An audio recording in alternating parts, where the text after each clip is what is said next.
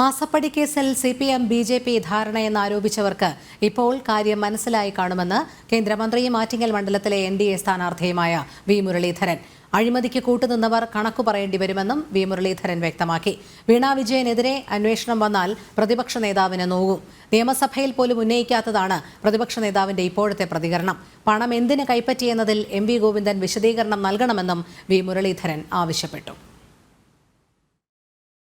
മുഖ്യമന്ത്രിയുടെ മകൾക്കെതിരായിട്ടുള്ള അന്വേഷണം, ആ അന്വേഷണത്തിൽ കഴമ്പില്ല, BJPയും CPMഉം തമ്മിൽ ധാരണയാണ് എന്നൊക്കെ പറഞ്ഞ ആളുകൾ ഇപ്പോൾ കാര്യം മനസ്സിലായിട്ടുണ്ടാകും എന്ന് ഞാൻ വിചാരിക്കുകയാണ്.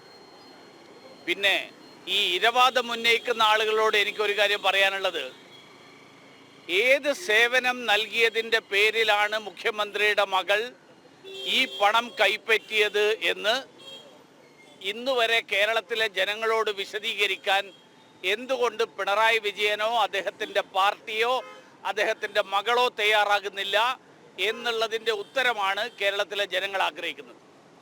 അതുകൊണ്ട് നരേന്ദ്രമോദി സർക്കാരിൽ അഴിമതി കാണിച്ചവരെല്ലാവരും അവരൊക്കെ കണക്ക് പറയേണ്ടി വരും.